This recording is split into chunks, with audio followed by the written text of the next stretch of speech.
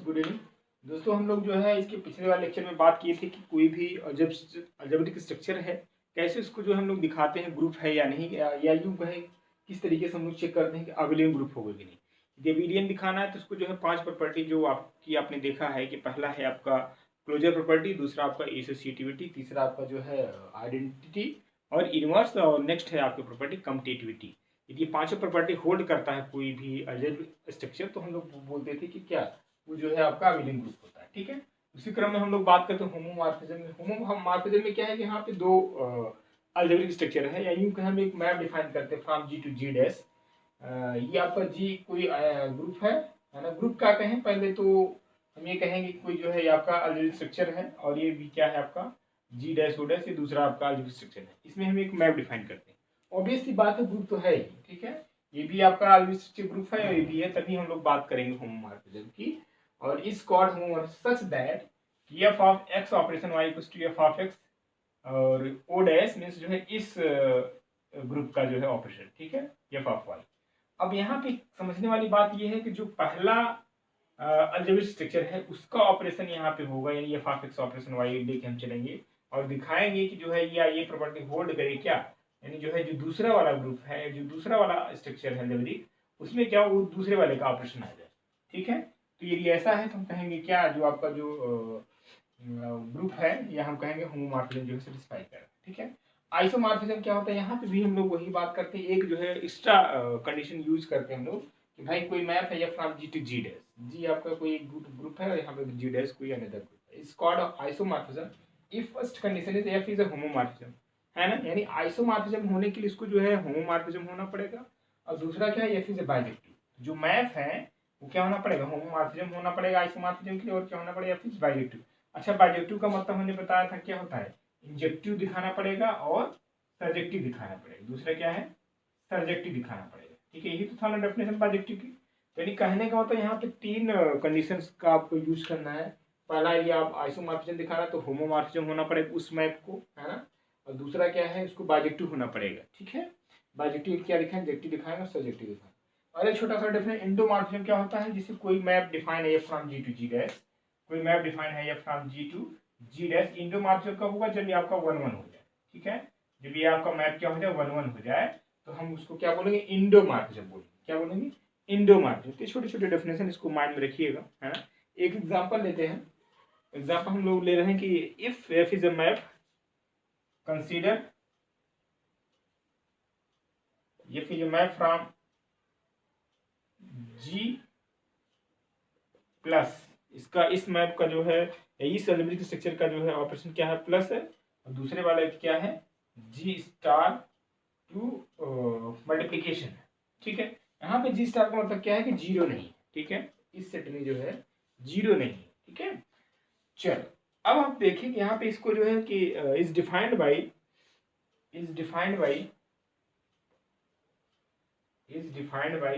f of x equal to e to power mx। ठीक है, f of x equal to e to power amx। ठीक है, अब इसको दिखाना, जो मैप डिफाइंड है f of x equal to G to G dash में, जी टू जी स्टार में, है ना। यहाँ पहले वाले का जो स्ट्रक्चर है, जो इसका जो है ऑपरेशन प्लस है, दूसरे वाले की क्या है, मल्टीप्लीकेशन है। ठीक है, तो हमें दिखाना है कि एन आइसोमॉर्फिज्म।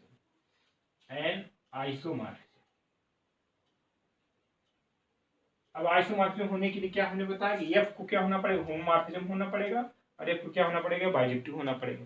तो एफ को होमोमॉर्फिज्म होने के लिए भी हमने डेफिनेशन बताई, F of X operation Y equals to F of X operation O dash F of Y. तो जो ये ओ डैश होता था, ये दूसरे वाले जो स्ट्रक्चर है या जो दूसरा वाला ग्रुप है उसका ऑपरेशन होता था, और यहाँ पे जो ओ है ये पहला। यानी इसको दिखाने के लिए जो मैप आपका डिफाइन है यू, यानी F of X equals to e to power mx, इसको दिखाने के लिए आपको होमोमॉर्फिज्म दिखाना है। तो होमोमॉर्फिज्म दिखाने के लिए आप क्या लिखा हुआ, यानी एफ ऑफ एक्स प्लस पहले वाले का क्या है ऑपरेशन, प्लस है, equals to F of X, और दूसरे वाले का ऑपरेशन क्या है, स्टार यानी मल्टीप्लिकेशन है, इनटू एफ ऑफ वाई। ये बात समझ में आ रही कि नहीं, है ना। ये तो डेफिनेशन करता है होमोमॉर्फिज्म के लिए, F of X operation Y, यानी जो पहला वाला होगा ऑपरेशन पहले वाले जो है ग्रुप का, हाँ, ये वाला स्ट्रक्चर है जो दूसरा वाला जो है ओ डैश मींस जो दूसरा जो मैप डिफाइन है, एफ जो map from G to G dash है, जो दूसरे वाले का जो है क्या है ऑपरेशन, मल्टीप्लिकेशन है। हम लोग दिखाएंगे कि यह F of X plus Y equal to F of X into F of Y. ठीक है, यानी ये डिपेंड करता है कि जो है आपको मैप कहाँ से कहाँ डिफाइन है। ठीक है, या यूँ कहिए पहले वाले जो स्ट्रक्चर है, जो स्ट्रक्चर उसका ऑपरेशन क्या है, दूसरे वाले का क्या है।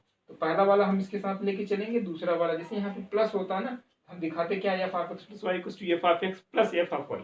ये कंडीशन होल्ड करता है तो हम कहते हैं this function is a homomorphism. तो चलिए हम लोग इसको दिखाने की कोशिश करते हैं। डेफिनेशन को हम रिमूव कर देना। आई होप आपने देखो जो है लिख लिया होगा।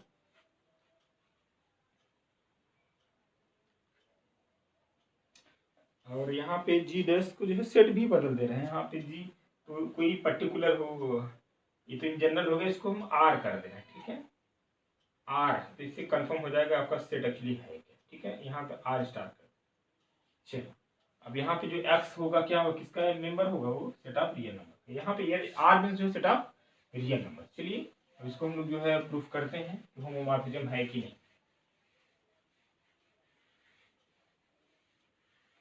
तो होमोमॉर्फिज्म के लिए मैप आपका क्या डिफाइन है, फॉर होमोमॉर्फिज्म।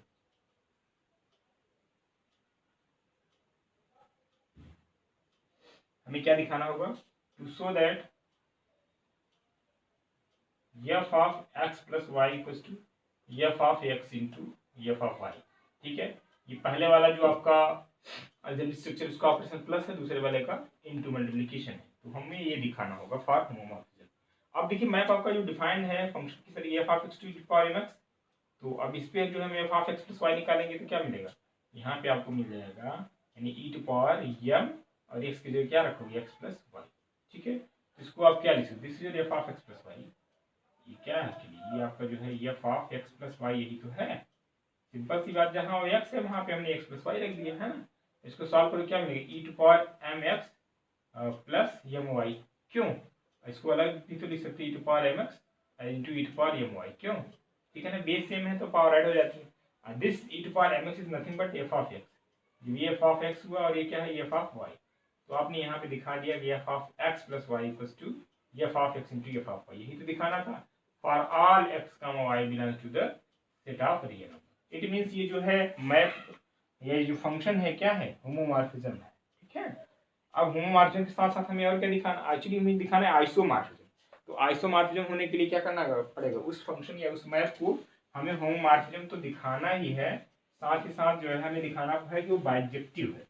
बाइजेक्टिव के लिए क्या दिखाना होगा, इंजेक्टिव और सर्जेक्टिव। ठीक है, तो फॉर इंजेक्टिव फर्स्ट प्रॉपर्टी होगी, सेकेंड फॉर इंजेक्टिव। अब आपको याद होगा फंक्शन में पढ़ा इंजेक्टिव कैसे दिखाते हैं, यानी एफ ऑफ एक्स हम लोग जो है लेके चलते थे, एफ ऑफ एक्स टू की इक्वल दिखाते थे कि एक्स वन इक्वल टू क्या होगा, एक्स टू। ठीक है, यही तो इंजेक्टिव का डेफिनेशन था। तो यहाँ पे हम लोग जो मैप क्या डिफाइन है, एफ ऑफ इक्वल टू क्या, ई टू पावर एम एक्स, यही तो मैप डिफाइन है ना। तो चलो इंजेक्टिव के लिए इट मीन्स जो है एफ ऑफ एक्स वन लेके चलेंगे एफ ऑफ एक्स टू की इक्वल। तो एफ ऑफ एक्स वन यहाँ पे क्या मिलेगा, e to power M x one और यहाँ पे क्या है, e to power M x two. ठीक है, तो इसको हम लिख सकते हैं क्या, m x one equals to M x two. तो this implies that x one equals to x two. ठीक है, for all x one comma x two belongs to the set of real number. ठीक है, अब X one और X two किसके element होंगे, set of real number. ये है, कोई दिक्कत तो नहीं होनी चाहिए। अब हमें दिखाना है जो है बाइजेक्टिव दिखाना है। ठीक है, बाइजेक्टिव तो है, बाइजेक्टिव में जो हमें इंजेक्टिव दिखाना और हमें सब्जेक्टिव दिखाना पड़ेगा, है ना। बाइजेक्टिव के लिए हमें दो चीज दिखाना होता है, इंजेक्टिव और सब्जेक्टिव दिखाना पड़ेगा। चलिए फॉर सब्जेक्टिव के लिए आई होप आपने नोट कर लीजिए।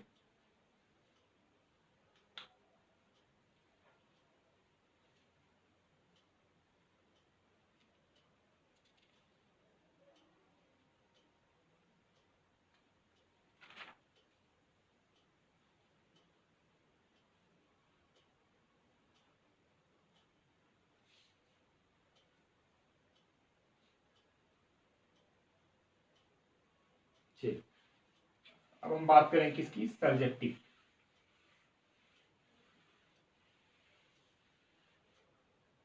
फॉर सब्जेक्टिव,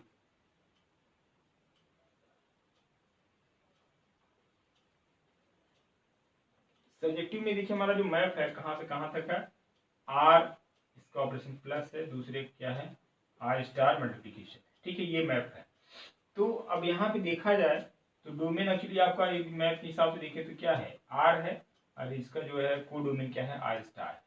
तो हम लोग कर देते हैं मैप फंक्शन आपका डिफाइंड क्या है, F X equal to E to power M X, ठीक है। तो यानी कहने का मतलब ये कि जितने भी इस सेट में जितने भी एलिमेंट हैं उन सबकी क्या मिलनी चाहिए, प्री इमेज मिलनी चाहिए, है ना।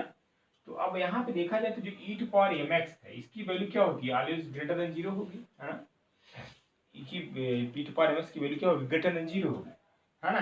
तो अब देखा जाए तो अब आर स्टार है तो इसका मतलब क्या नेगेटिव नंबर भी तो है ना इसमें, जितने भी पॉजिटिव उसके तो प्री इमेज तो मिल जाएंगे। सपोज यहाँ पे एक्स है ना, तो उसकी जो है क्या मिल जाएंगी, यानी एक्स ग्रेटर देन जीरो तो मिलेगा, इसकी इमेज सबकी मिलेगा। लेकिन हम यहाँ पे ले लेते हैं नेगेटिव, ठीक है। तो नेगेटिव नंबर का जो इसका हमें यहाँ पे प्री इमेज नहीं मिलेगा, ठीक है। तो यू हम इसको लिख सकते हैं कि for all negative number has no preimage, ठीक है। For all negative number has no preimage, तो आप लिख लो for all negative numbers have no preimage. यही तो करते थे, यानी जितने भी सेट में एलिमेंट्स हैं सबकी हमें जो है प्री इमेज मिलनी चाहिए। तो greater than zero and positive number की तो मिलेगी, बट नेगेटिव नंबर का जो है प्री इमेज हमें नहीं मिलेगी इस सेट में, ठीक है, डोमेन। तो करेंगे क्या, इट मींस जो है it is not a surjective, it is not a surjective. जब ये सर्जेक्टिव नहीं होगा तो ऑब्वियस सी बात है बाइजेक्टिव नहीं होगा, है ना। जब बाइजेक्टिव नहीं होगा तो आइसोमॉर्फिज्म नहीं होगा, है ना।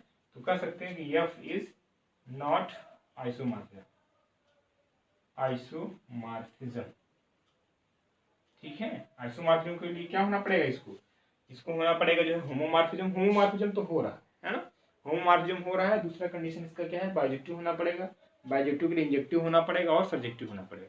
इंजेक्टिव भी हो रहा है बट जो है सब्जेक्टिव नहीं हो रहा है ना, तो इसलिए जो है ये आइसोमॉर्फिज्म नहीं होगा। चलिए दूसरा एग्जांपल लीजिए।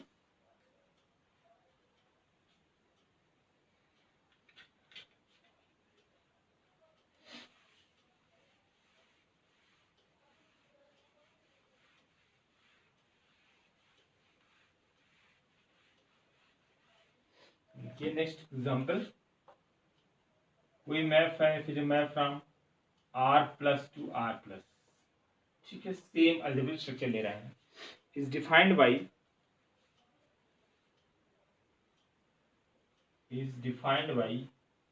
f of x plus 2mx, ये for all x belongs to R।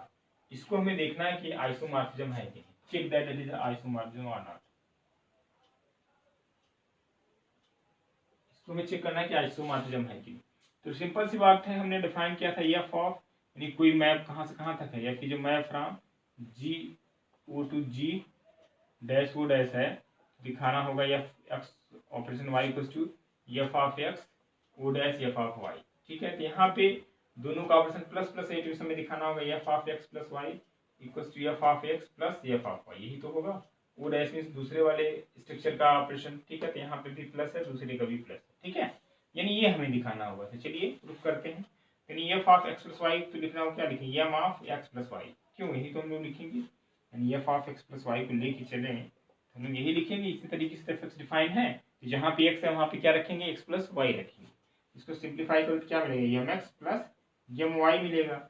और एफ एक्स क्या डिफाइन है, एम एक्स, तो एम एक्स के प्लेस पे क्या लिखो, एफ ऑफ एक्स, और यहाँ पे क्या लिखो, एफ ऑफ वाई। तो आप यहाँ पे देख पा रहे हो F of X plus Y equals to F of X plus F of Y, ठीक है, for all X comma Y belongs to the set of real, ठीक है।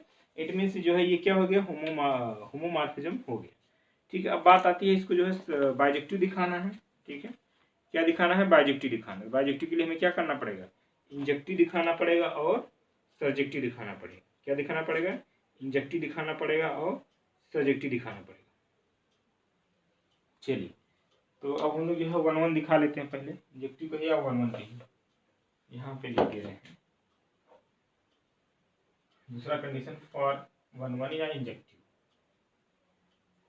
तो हम लोग क्या लेके चलेंगे, F of x one equal to F of x two, और दिखाएंगे कि x1 इक्वल टू x2 है। तो एफ एक्स जो फंक्शन डिफाइन है क्या है, एम एक्स है, यानी यहाँ पे क्या है, M x1 equal to M x2, ठीक है। तो एम कैंसिल आउट, तो यहाँ पे मिलेगा क्या, x1 equal to x2। It means क्या है, दिस इज f इज 1 1। अब तीसरी कंडीशन क्या है, सब्जेक्टिव दिखाना है ना। तीसरी कंडीशन क्या है, इसको फॉर सब्जेक्टिव, सर्जेक्टिव के लिए क्या करना होगा, तो देखा जाए जो मैप आपका डिफाइन है क्या, एफ एक्स क्या है, एम एक्स है, तो हम लोग एफ एक्स क्या लिखते हैं, वाई लिखते हैं, एम एक्स लिखते हैं, फिर एक्स की वैल्यू निकालते हैं, एक्स की वैल्यू यहाँ से मिलेगी क्या, वाई अपान एम। हम देखते हैं वाई की प्रत्येक वैल्यू के लिए, है ना, अब यहाँ पे देखा जाए आपको यही तो हम लोग डिफाइन किया था, फिर जो मैप है एक्स टू वाई, वाई में जितने भी एलिमेंट हैं उन सबकी प्री इमेज एक्स में मिलनी चाहिए डोमेन में। अब यहाँ पे देखा जाए वाई की प्रत्येक वैल्यू, अब यहाँ पे देखिए मैप क्या है, R to R, R to R है, यानी आई वाई की प्रत्येक वैल्यू के लिए हमें क्या मिलना चाहिए, एक्स रियल मिलना चाहिए, यही तो मतलब हुआ ना। तो हम लिखेंगे each element of Y has pre image in X, ठीक है। वाई कुछ भी वैल्यू रखो, ऊपर है तो कोई टेंशन नहीं, नीचे है तब थोड़ा सा दिक्कत है। तो जब आपका वाई एक्स क्या है, वाई अपान एम है, वाई की कुछ भी वैल्यू दोगे हमेशा एक्स की वैल्यू क्या मिलेगी, रियल मिलेगी, यही तो मतलब होता है ना। यानी जो कोडोमिन जो सेट है उसके जितने भी एलिमेंट्स हैं उन सब की क्या प्री इमेज एक्स में मिलनी चाहिए। यूं कहे जो मैप आपका डिफाइंड है F X to M X, X की वैल्यू निकाल लेते हैं, फिर वाई की कुछ भी वैल्यू हम लें, कुछ भी वैल्यू इन द सेंस जो आपका सेट यहाँ पे क्या है, set of real number, real number के जितने भी एलिमेंट्स हैं सबकी प्री इमेज मिलनी चाहिए इस डोमेन में, है ना। डोमेन भी आपका रियल है, कोडोमेन भी आपका रियल, ठीक है। तो y की किसी भी वैल्यू के लिए x क्या होगा, रियल होगा। It means each element of y has pre image in x, so it means so f is surjective, ठीक है भाई, दिख रहा है ना, f इज सर्जेक्टिव। चलो ऊपर लिख दे रहे, मान लो न दिख रहा हो, इसको हम रिमूव कर रहे हैं इधर साइड में, सर्जेक्टिव वाला केस में इधर कर दे रहा हूँ फिर से, फॉर सर्जेक्टिव।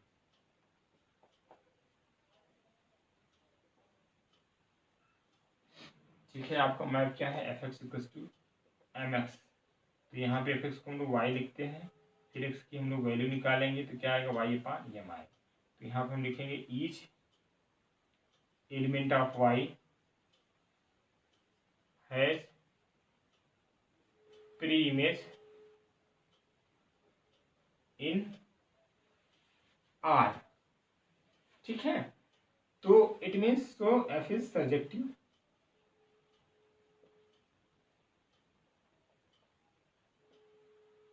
सर्जेक्टिव हुआ तो इट मीन्स जो है एफ क्या हो गया, बाइजेक्टिव हो गया, वन वन हुआ और सर्जेक्टिव हुआ तो बाइजेक्टिव हुआ।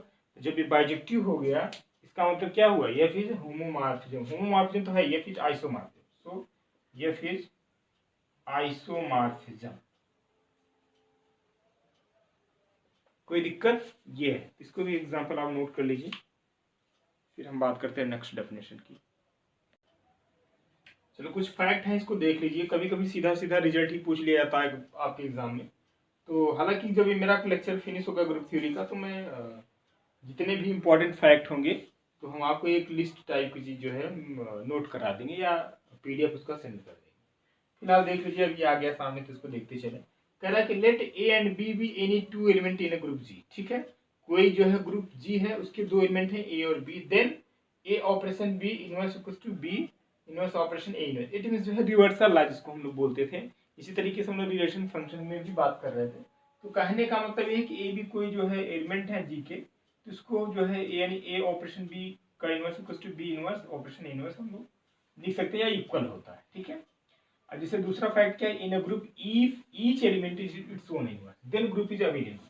तो आपको याद होगा इसके पहले हमने जो ये वाला मैप जो है स्ट्रक्चर दिया था A3 और O, ठीक है, A3O तो नहीं और कोई था जिसमें जो है उसका सेल्फ इनवर्स होता है।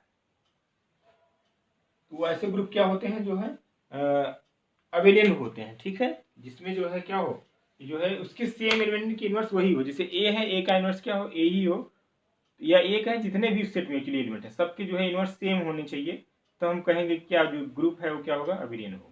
तो नेक्स्ट फैक्ट आपका है कि group containing 4 element are less than 4 element is always abelian, यानी कहने का मतलब कोई ग्रुप है, ठीक है, उसमें जो है 4 एलिमेंट है या 4 से जो है कम है, ठीक है, वो ग्रुप क्या होता है, हमेशा जो है अवेलियन ग्रुप होता है। तो कहने का मतलब जैसे क्वेश्चन कोई आ गया पूछ लिया कि जो है सेट दिया और उसमें एलिमेंट दे दिया, पूछ लिया अवेलियन है कि नहीं।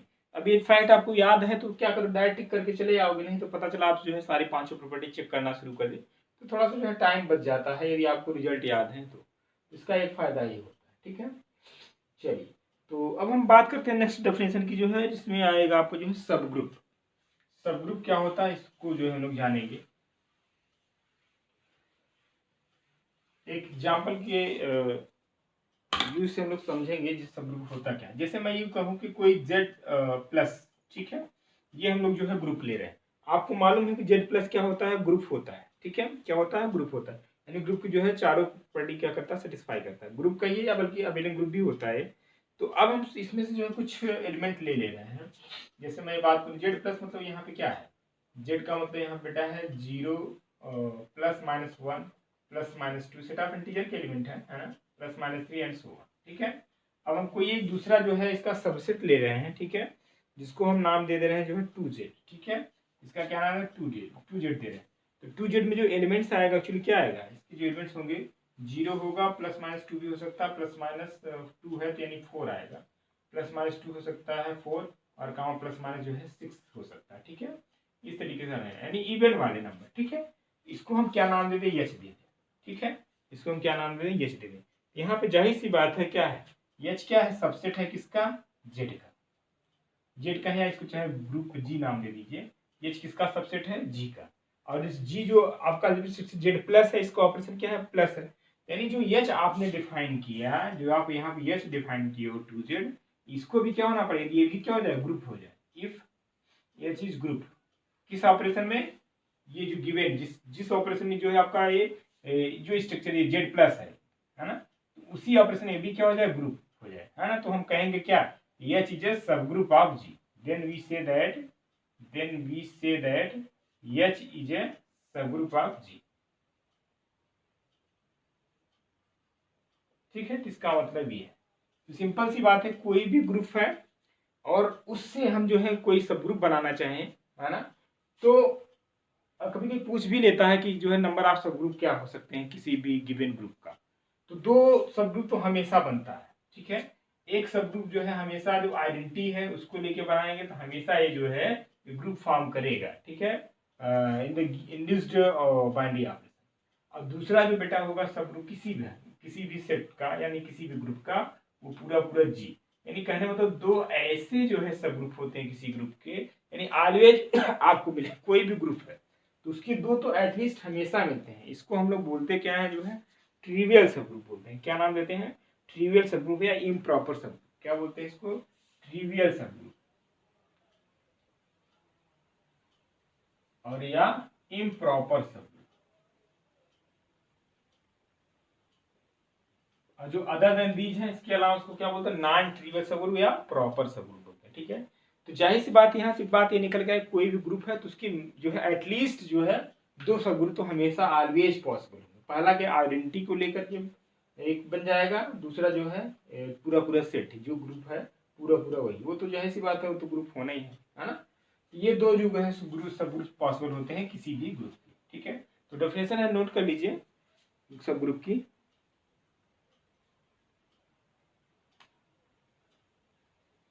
डेफिनेशन आप लिखना चाहो तो लिख लो, late G be a group and H be a subset of G, then H is subgroup of G if H forms a group with respect to induced binary operation, with respect to induced binary operation, यानी कहने का मतलब ये जिस operation में जो group आपका जो है जो सेट दिया हुआ है जी का, जैसे मान लो n प्लस है, ठीक है, इसका जो सबसेट होगा वो भी क्या होना चाहिए, इस ऑपरेशन में क्या होना पड़ेगा, उसको भी ग्रुप होना पड़ेगा। यदि ऐसा है तो हम कहेंगे क्या, ये चीजें सब group of the group G, ठीक है। तो हमने लिखा let G be a group and H be a subset of G, then H is called subgroup of G if H forms a group with respect to the induced binary operation, ठीक है। induced binary operation मतलब जो भी set given है उसका operation जिसमें group हो रहा है, वही उसका जो सब ग्रुप सबसेट हो उसको भी क्या होना पड़ेगा, ग्रुप होना पड़ेगा, तब हम कहेंगे ये चीजें सब ग्रुप ऑफ जी, ठीक है। तो और दूसरा नोट करके उसको चाहे लिख लो कि for any group G there are two subgroup, ठीक है, E and G, this is known as trivial subgroup और इम्प्रॉपर सब ग्रुप, ठीक है। इसको भी आप नोट कर लीजिएगा। चलिए, और सब ग्रुप के और ढेर सारे एग्जाम्पल्स हैं और जो है ढेर सारे डेफिनेशंस हैं। जिसे मैं आपसे ये कह दूँ तो कोई भी एक एग्जाम्पल लेते हैं, जिसको हम बोलते हैं क्लाइंस 4 ग्रुप। ये भी अच्छा अपने आप में एक बढ़िया एग्जाम्पल है ग्रुप का। उसकी जो एलिमेंट्स हैं V4 जिसको हम बोलते हैं, ठीक है, V4 या क्लाइंस 4 ग्रुप। इसमें एलिमेंट क्या होते हैं, EABC होता है, ठीक है। मैं आपसे पूछी इस ग्रुप की जो है हमें सब ग्रुप बता दो, तो एक पहला वाला सब ग्रुप जो है बिना कुछ सोचे समझे आइडेंटिटी, इसकी आइडेंटिटी क्या है, E है, ठीक है। अच्छा, दूसरा जो है सब ग्रुप की बात कर ले तो क्या हो जाएगा, दूसरा जो सब ग्रुप की बात कर ले पूरा पूरा सेट है, यानी V4 हो। V4 कौन सा, EABC, जाहिर सी बात है भी तो सब ग्रुप होगा ना। और फिर तीसरा जो है बात कर लें, तीसरा सब ग्रुप बनाने के लिए सब ग्रुप बनाना ध्यान ये रखना है कि उसकी जो आइडेंटिटी है उसको तो लेना ही पड़ेगा। आइडेंटिटी को छोड़ नहीं सकते, आइडेंटिटी छोड़ देंगे फिर उसकी आइडेंटिटी एग्जिस्ट ही नहीं करेगा। जब आइडेंटिटी एग्जिस्ट नहीं करेगा 3 वर्ष नहीं मिलेगा। इसका एक सब ग्रुप ये भी हो सकता है। H4 चौथा सब ग्रुप क्या हो सकता है इस ग्रुप का, यहाँ पे हो सकता है EB ले लीजिए, ठीक है। ये भी इसका इस ग्रुप का सब ग्रुप है। एक्चुअली ये क्या है, दिस V4 इज ग्रुप, ठीक है। पांचवा सब ग्रुप क्या हो सकता है इसका, E और C भी हो सकता है, ठीक है। क्या हो सकता है, EC हो सकता है, ठीक है। ये सारे क्या है, सब ग्रुप है। अब आप देखोगे ना, जैसे इसको भी आप देखो, ये भी क्या है, ग्रुप है। इस ऑपरेशन, जिस ऑपरेशन में ये आपका सेट जो है ग्रुप हो रहा है, उसमें भी ये भी ग्रुप है, ये भी ग्रुप है। V4 तो पूरा पूरा वही सेट ही आ गया है ना। ये भी ग्रुप है EA। अब आप पांचों जो प्रॉपर्टी थी ग्रुप की, आप देखोगे जो है इसका बाइंडिंग भी होगा, दिख भी रहा है ना। ई को ए के साथ ऑपरेट करोगे तो क्या मिलेगा, ए मिलेगा। इसमें बिलोंग कर ई का ई के साथ करोगे तो ई ही मिलेगा। तो पहला जो प्रॉपर्टी क्लोजर प्रॉपर्टी सेटिस्फाई कर रहा है। दूसरा एसोसिएटिव भी होगा, आइडेंटिटी यहाँ से दिख ही रहा है, ई ऑलरेडी एग्जिस्ट कर रहा है, इनवर्स भी मिल ही जाएगा, है। तो यानी कहने का मतलब है कि ये भी जितने भी जो सब ग्रुप होते हैं वो भी क्या होता है, एक्चुअली कुछ नहीं, वो भी ग्रुप ही होते हैं, है ना। ग्रुप किस ऑपरेशन में, जिस ऑपरेशन जो आपका जो सेट ऑलरेडी जो गिवन है या जो ग्रुप दिया हुआ है, जिस ऑपरेशन में वो ग्रुप होता है उसी ऑपरेशन में जो उसके सब ग्रुप होते हैं वो भी क्या होते हैं, ग्रुप ही होते हैं, ठीक है। तो ये कुछ एग्जाम्पल है, इसको भी आप ध्यान में रखिएगा, ठीक है। चलिए कुछ डेफिनेशन इसको हम लोग देख लेते हैं। कोसेट डीकम्पोजिशन क्या होता है ना। कोई सेट G है, let G be a set and H be a सब ग्रुप ऑफ G, ठीक है। Then we define AH equals to A operation H and H belongs to the capital H as left coset of H in G determined by E। ये आपका इसको हम क्या बोलते हैं, लेफ्ट कोसेट बोलते हैं, इसको हम क्या बोलते हैं, राइट कोसेट, ठीक है। राइट कोसेट हम लोग क्या करते हैं, ये H है, इसको जो हम लोग इधर साइड से लिखते हैं, H ऑपरेशन A, ठीक है। तो H को जो हम इसको क्या बोलेंगे, राइट कोसेट, इसको हम क्या बोलेंगे, लेफ्ट कोसेट, ठीक है। तो are right coset of the H in G determined by E। तो यानी अब उसके बाद हम सब नॉर्मल सब ग्रुप की बात करें तो यानी नॉर्मल सब ग्रुप होने के लिए क्या होना पड़ेगा, इसका जो लेफ्ट कोसेट है और राइट कोसेट क्या होना पड़ेगा, इक्वल होना पड़ेगा, ठीक है। हमने लिखा इसकी definition, a subgroup S is normal subgroup if set left if the सब group of the left coset equals to right coset, ठीक है। यहाँ पे कुछ गड़बड़ लिख दिया, subgroup S is normal subgroup if left coset, set of left coset लिख दीजिए, set of left coset equals to the set of right coset, यानी HA इक्वल्स टू AH। तो कभी कभी सीधे ऑप्शन पूछ लेता कोई भी जो है H जब नॉर्मल सब कब होगा तो ऑप्शन में दे देता है AH इक्वल्स टू HA, दूसरा कुछ और दे देगा। तो रिजल्ट याद है तो आप सीधे टिक कर दे, यानी ये जो है सीधे डेफिनेशन बेस्ड क्वेश्चन यहाँ पे आ जाते हैं। इसलिए थोड़ा छोटे छोटे डेफिनेशन इसको माइंड में रखने की जरूरत है। थोड़ा हेल्थ इश्यू के कारण जो है चीज़ों को जो है उतने अच्छे तरीके से नहीं किया जा पा रहा है, थोड़ी सी दिक्कत आ रही है ना। थोड़ी सी तबीयत कुछ ठीक नहीं चल रही है क्योंकि होली की छुट्टी ऑलरेडी होना है, तो गैप ना हो इसलिए क्लास को जो है कंटिन्यू किया गया। अदरवाइज तो इस मूड में तो थे नहीं। फिलहाल चलिए आप जो है जो चीज़ें आपको करा दी उसको आप रिवीजन कर लीजिएगा। और मे भी होली की छुट्टी अब तो कल संडे ही होगा, संडे मंडे ट्यूसडे हो 3 डे, तो संडे को तो ऑलरेडी ऑफ ही रहता है क्लास, मंडे ट्यूसडे को भी आपकी क्लास ऑफ रहेगी, ठीक है। वेडनेसडे को फिर हम लोग जो है नेक्स्ट डे पे मिलते हैं। तो आज के लिए इतना ही, ठीक है, थैंक यू।